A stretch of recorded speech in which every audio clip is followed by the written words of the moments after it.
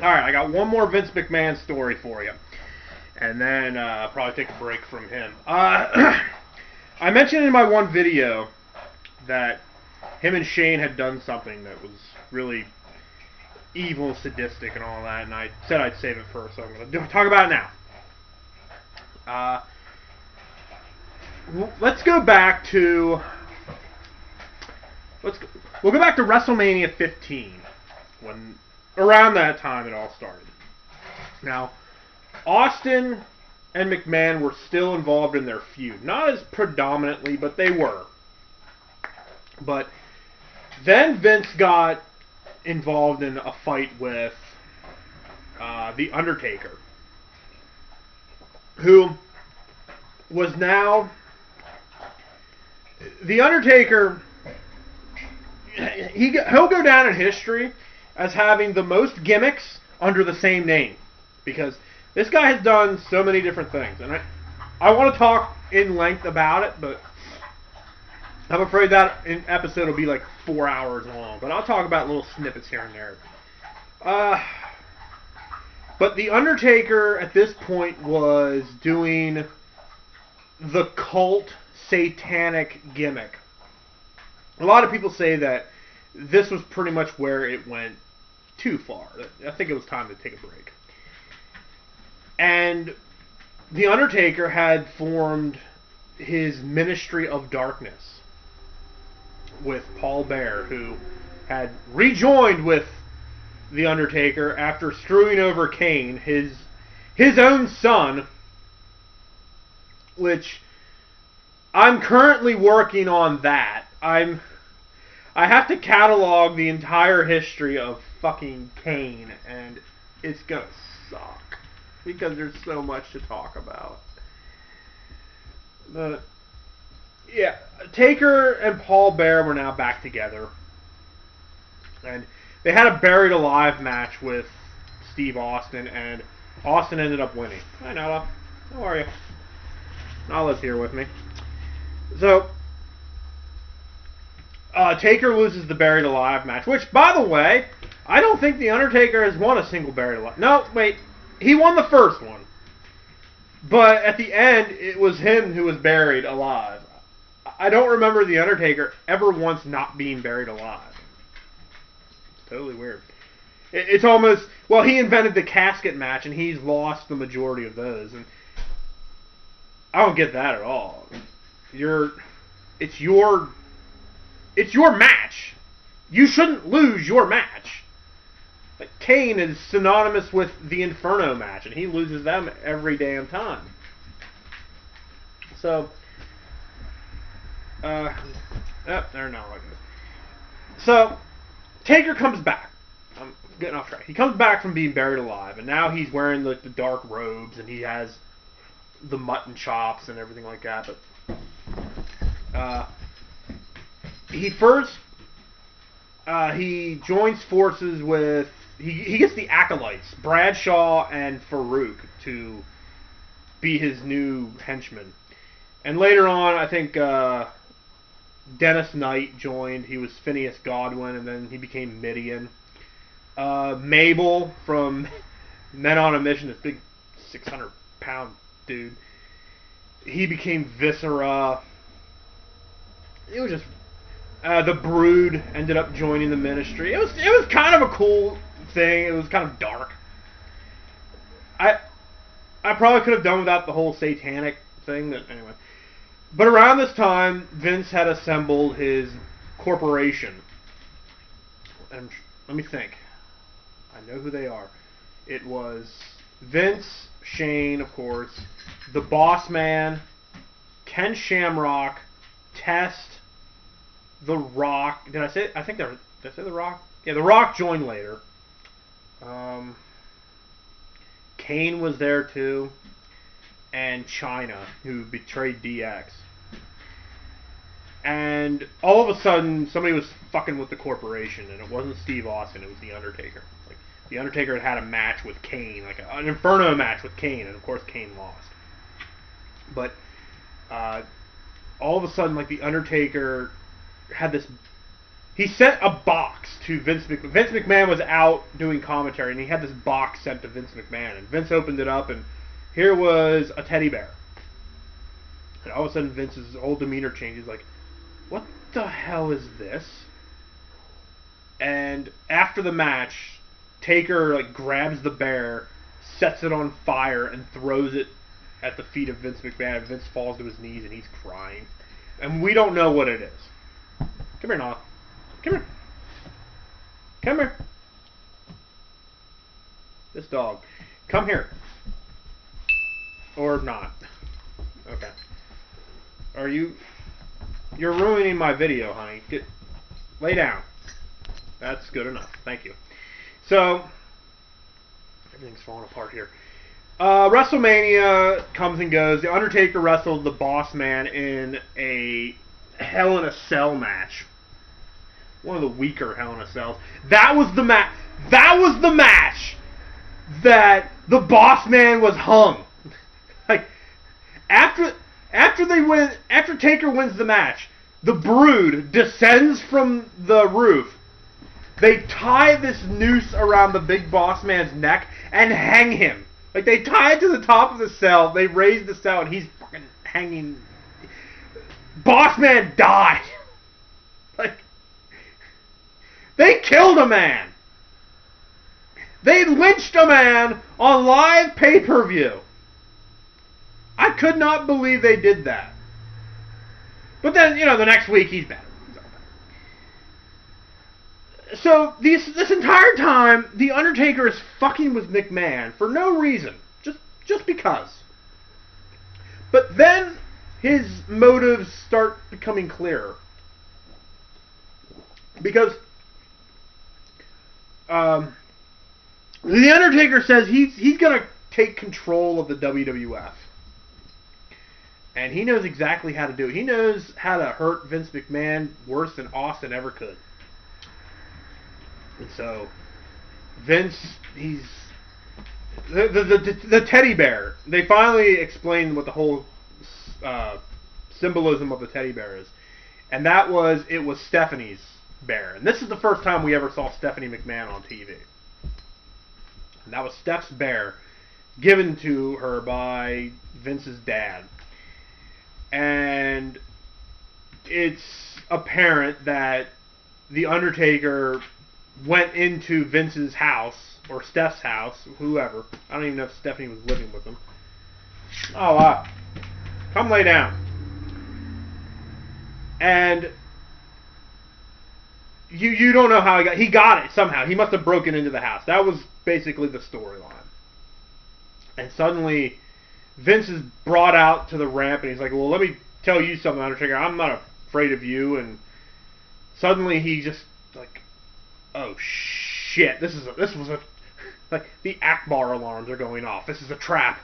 He goes running back, and Stephanie's gone, apparently taken by The Undertaker and his ministry.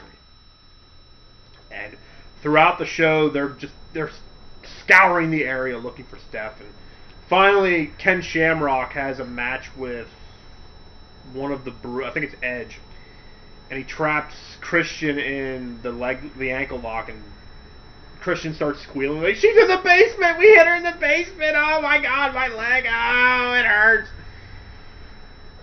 Shamrock goes down to the basement, of course Steph's down there, she's just traumatized by this event. And there was another storyline going on, that Austin had won the world title at WrestleMania, and wanted his Smoking Skull belt back, because he had made this custom belt, and he wanted it back, because Vince took it from him. And Vince is just so, he's ecstatic to just have his daughter back. And Shane says, okay, I got the Smoking Skull belt. What do you want me to do with it? And Vince looks at him like, the hell do you think? He's like, I don't give a shit about that anymore. Like, your sister was just abducted by a satanic cult. And you think I give a shit about Austin? Give him the damn belt. And this was kind of the beginning of Shane and Vince fighting, because Shane kind of accused Vince of losing sight of his goals. You know, it's like Austin is the anti-hero. Like, people are cheering him, we don't know why. We need to set an example for this asshole. And Vince is saying, dude, I got enough problems to worry about. I got Stephanie was kidnapped by the Undertaker. I don't know what the hell's going on around here. I don't care about Steve Austin. And of course, later on, it's revealed that Shane McMahon was behind the whole thing. Or no, first they have a pay-per-view where Steph gets kidnapped again. She gets kidnapped more times than fucking Princess Peach. But the Undertaker kidnaps her again. And the plan now is to have a wedding on Raw where he is going to marry Stephanie McMahon. Stop me if you've heard that one before. Okay.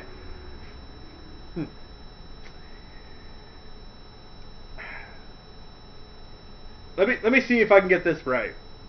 Let's kayfabe here. You're the Undertaker, and you're gonna have. You want to take over this company.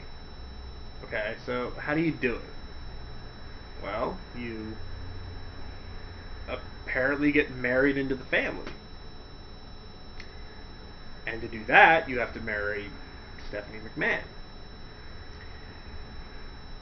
So, and it's not even a question of, well, who would preside over such a wedding, because it's obviously against her will. Well, they thought of that. They thought of that really well, because Paul Bearer apparently took a class online and got ordained as a minister, and he's going to oversee this wedding. And again, and this is another thing that boggles my mind, that they kidnap her at the end of the pay-per-view. She gets into this limo. The limo drives away, and she's saying, wait, we forgot my dad. We have to go back for my dad. And it turns out the Undertaker's driving the limo, and he looks at her like, hey, surprise, hey! And they announced that they're going to have this wedding the next night on Raw. So one would assume that Stephanie McMahon would be in the building. My question is, why the hell couldn't they find her? This entire night, you're telling me that the Undertaker and his ministry, none of them look anything like they're not subtle, they're not conspicuous.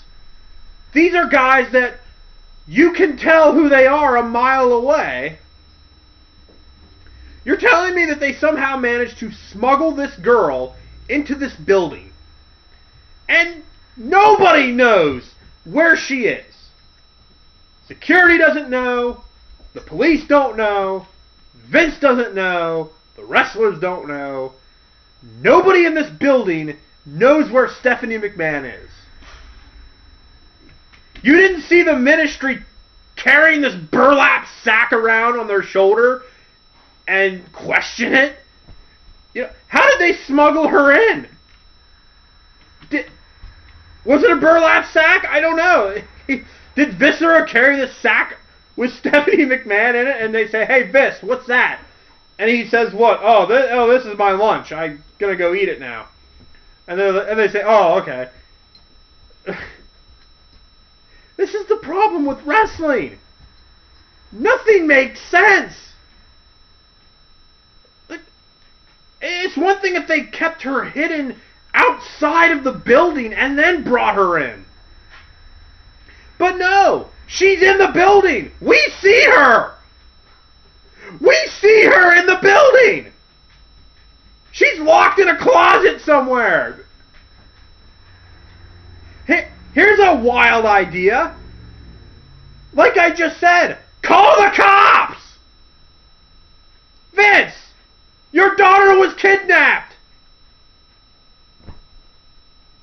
Police! 911! Officer! My daughter was abducted by one of my wrestlers. Help me! Unless the cops are big Undertaker fans, they will find this guy and they will press charges. The whole group should be pressed with charges. Okay. So they bring Stephanie down. She's lashed to a fucking cross. Like Passion of the Christ. And by the way, not more than a year ago, maybe even less than a year, they did an angle in ECW where Raven crucifies the Sandman, like beats the shit out of the Sandman, then lashes him to a cross, puts a barbed wire halo over him like the crown of thorns from Jesus, and hoists him up, and he's basically crucified like Jesus. Everybody had such a fucking fart on that. Just the biggest conniption ever.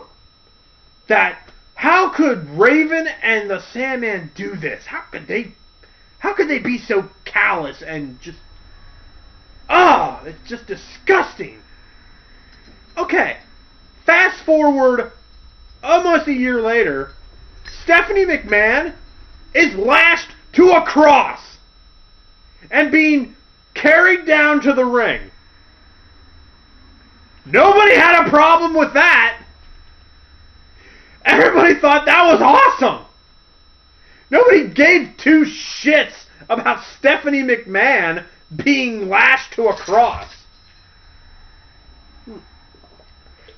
So,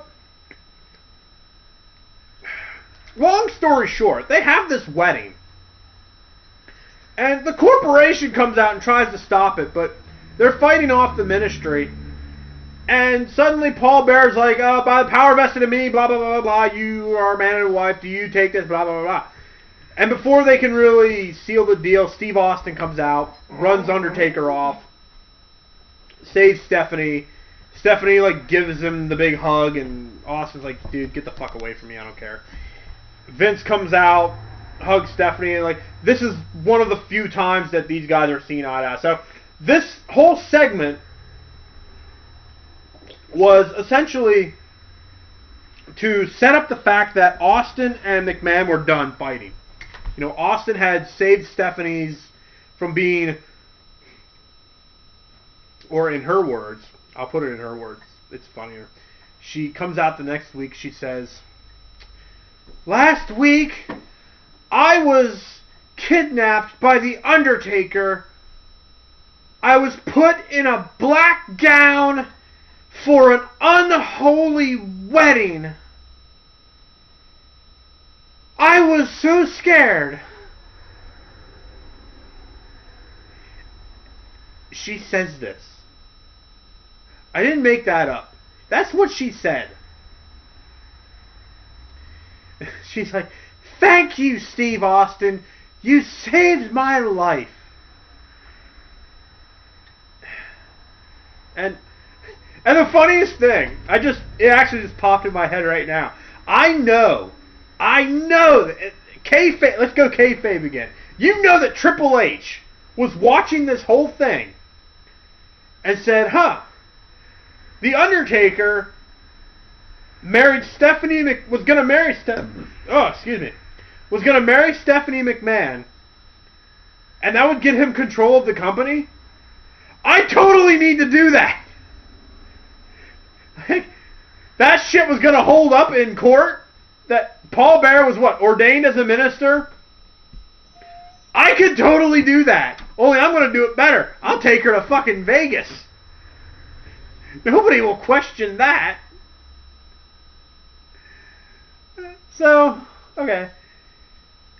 Alright, again, fast forwarding. Undertaker and Steve Austin have a match for the title. Undertaker wins. And that's when it's revealed that Shane McMahon he's behind the whole thing, because he was inconspicuously disappeared every time Stephanie McMahon was kidnapped, and it was discovered that he was the one behind it. So he's like, Vince, he calls him Vince now. He's like, Vince, you lost your passion, you lost your vision of this bit. It's all about business. It's all about making money. And you know what? Fuck you. This is business. It's about money now. So I have decided I'm taking over the corporation. He says, this is my corporation, and we're going to form with the ministry. It's now the corporate ministry. And I like that. I like that idea. I like the corporate ministry. It sounds cool. Sounds like it should be a song title. Corporate ministry. Silvertongue could do that. That'd be awesome. Guys, I just gave you an idea. Write that song. And now we get to that long overdue. I'm sorry. Shane and The Undertaker come out and say that, yeah, this is their ministry, but they answer to a higher power. And I think they beat up Austin one night, and then suddenly this dude comes down in red robes, looking like the Emperor from Star Wars.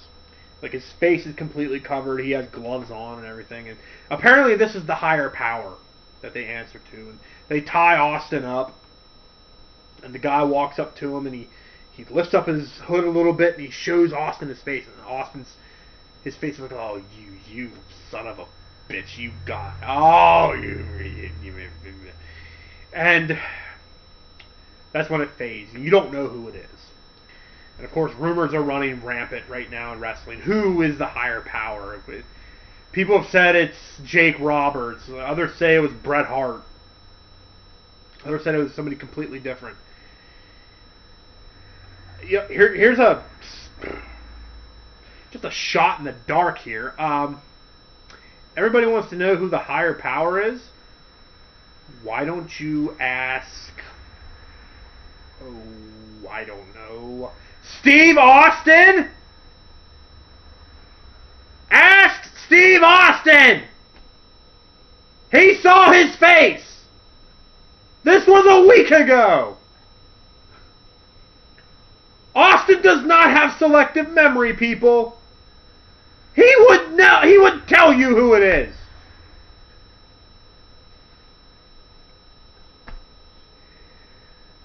And so they make this big grand entrance to this higher power, and Shane's like, the higher power is just cunning and dastardly, truly just the greatest villain ever to blight the planet.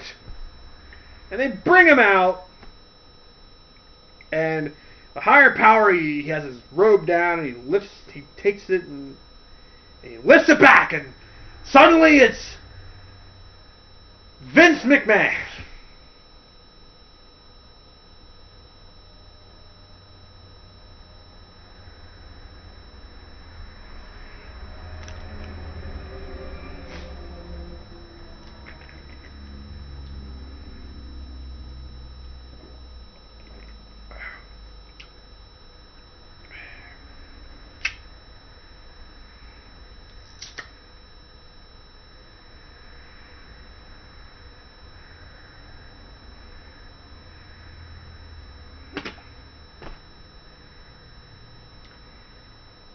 You talk about a letdown. You talk about one of the biggest letdowns in wrestling. Here you had this storyline where The Undertaker was answering to somebody higher than him.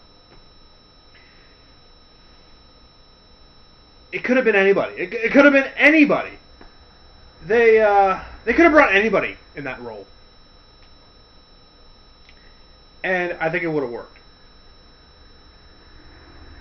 But, no. I don't know why. I don't know don't know. I sat there that night and I watched this. And Vince, he lifts his hood up and he's like, "It's me, Austin! Of course it's me!" And another classic JR call, he's like, "Oh, son of a bitch!" I love JR. And of course Vince plays it up like a fiddle. He's like, "You all bought it! You all bought this! Hook, line, and sinker! I fooled you all!" And I sat there like, yeah, you fooled us, Vince. You made us think that this thing actually was cool. You basically invalidated 3 to 4 months of storyline, rendering it completely fucking pointless. And for what? To screw with Austin? To screw with Steve Austin? That was your whole goal of this kidnapping your daughter, traumatizing her to the point where she needs, like, psychiatric care. And they show that. They show her at the psychiatrist's office. All to screw with the guy who's making you millions of dollars. Makes perfect sense to me. And this is what I'm talking about. Like, this is when Steph and Linda McMahon come out. And that's where they do the whole, like, "Dad, Shane, how could you? How could you be so cruel? How could you do this to me? I'm traumatized now. And I had a dream last night that Triple H did the same thing to me a couple of years from now, only it was in Vegas." And Vince, he's like, "Honey, I'm sorry, but you have to understand, it was just business." And then that's when Linda, I said Stephanie McMahon can't act. She can act. She can at least emote. Linda can't. That's when she does the robot thing. She's like, "Vince, let me tell you something, sir." And, okay, I'll tell you what happens, and then I'll tell you what's wrong with it. She says, "Well, Vince, Shane, Stephanie and I have a announcement to make. We have sold our shares in the company stock to Stone Cold Steve Austin, and now Austin has 50% ownership of the company. Terminate Sarah Connor."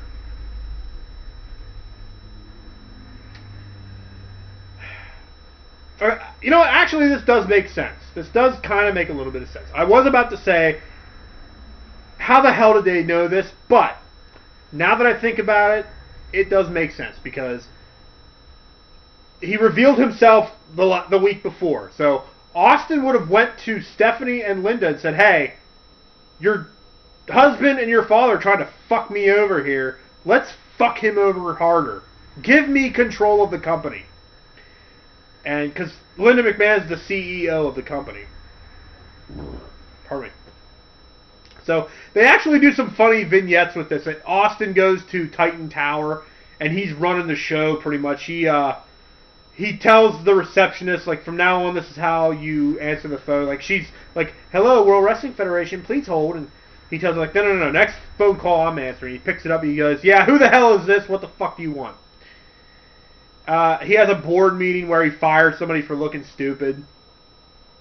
He has, like, a beer drinking contest with people. He's like, the last person standing gets a raise or something. He's looking at the budget. He goes, "That's what Shane McMahon makes." No, you know what? We're scratching that out. That's the beer budget. And he dumps cow shit in Vince's office. That's another cool thing about Vince McMahon is, as much as I harp on him, he's probably one of the coolest bosses ever because he lets you do shit that normal bosses would never let you do.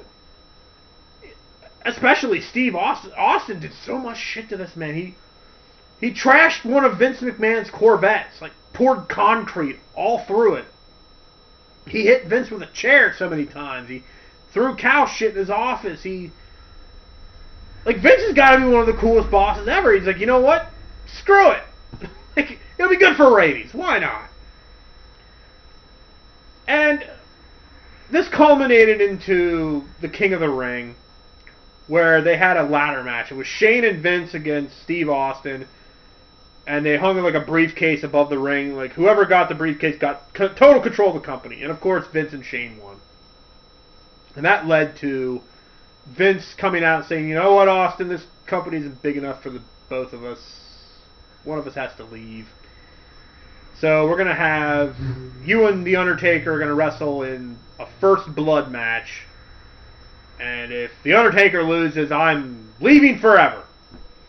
And sure enough, Undertaker loses, and Vince is gone forever. Of course, in wrestling terminology, forever is about 3 to 4 months.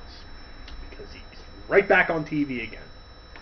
Because I think around this time, they started toying around with the whole Triple H thing, where he was making a run for the title. And I've already talked about that. But so, yeah, that was the higher power story. Total waste of time, really. It got some funny moments, but it seems like a hell of a long thing to do, or a hell of a lot more effort than to screw with Steve Austin. And it was such a letdown. You know what would have been cool? You know what would have been even better? Okay, sorry about that. My camera died. But, as I was about to say, you know what would have been awesome? Would have been so much better than Vince McMahon? Was to have Steve Austin as the higher power. Wouldn't it be so awesome? To have, like, Steve Austin would suddenly just turn heel for no reason. It'd be better than Vince McMahon, that's for sure. And they could keep the feud going. Yeah, that'd be so funny if they just had some dude the first night come out and like trick everybody, and then all of a sudden he lifts the road back, and all of a sudden it's fucking Steve Austin, and like, what the fuck? Steve Austin is in charge? Oh my god! But naturally they didn't. They never. This is going to be another topic I'm going to address sometime, though. Because they never want to turn anybody heel. And as I'm making this video, I have heard rumors that Vince McMahon, again, rumors, wants to get rid of the face and heel type of thing in wrestling. You know, where there's no good guys and no bad guys. It's like strictly just guys going out there fighting each other.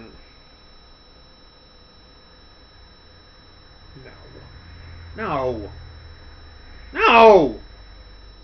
That's the point of watching wrestling. Nobody gives a shit. Okay, somebody had actually said this. They said the reason why Vince wants to do this is because he's getting his ass kicked by UFC and MMA and wants to get more like them. Okay, first of all, I'm not trouncing on UFC. I like UFC. I watch it sometimes. But let's be brutally honest. UFC ain't doing shit compared to the WWE. Yeah, it's legit. Yeah, it's real fighting, but they're not making the numbers that Vince McMahon is, okay? Tell me the last time UFC sold out a dome stadium. You know, tell me the last time UFC sold out any kind of an arena. You know, they have their fights in Las Vegas, and yeah, you get a decent crowd, but you're not making the money at a live gate that Vince McMahon is. You know, these guys are selling out the fucking Astrodome. They're selling out I forget where WrestleMania is this year, but That's going to be in a dome. They sell that bitch out every year. So, yeah, UFC might be on par in quality, but they're not. There's no comparison. There is no way you can tell me that UFC's ratings are better than Vince McMahon. Well, lately they could be, but UFC is nowhere near the WWE. And I'm not saying that as a bad thing. I'm not saying UFC sucks. Fuck you. No. I like UFC. But as far as this whole rumor about no good guys, no bad guys, if that is why Vince wants to do it, I'll tell you it ain't going to work. You know why? Because Vince, you spent the last 5 years killing this fucking product. You spent 5 years exposing this shit to the world as a fakey, non-real, nonsensical, gladiatorial fighting arena where we know that they're friends. We know that it's all predetermined. We know that the outcome is scripted. We know that they choreograph their shit. You have exposed this thing for everything it is. And now you want to take the one thing that we like about it. No! Don't. All we have is good versus evil in wrestling. That's it. I watch a match now, I don't say, wow, that was a tremendous athletic contest between two guys with a grudge. No. I say, you know what, that was a good match they put together. It was spot on. They didn't fuck up. They have good chemistry together. That's all I have. I like to pretend that it's real sometimes, but I don't know. I just thought I'd throw that out there, but if that is true, I don't know. I've said for years, for months, years, they should have turned John Cena heel. They missed so many opportunities on that. I have something to talk about that. But I've been rambling on too long. Thanks for putting up with my shit. And I have some ideas on the back burner. I think I'm going to do another spotlight for next video. I'm not sure who, though. Maybe Kane. No. Yeah, maybe I'll talk a little bit about The Undertaker or something. I'll find something. I always do, so. Thanks for putting up with me, guys. I'll see you later.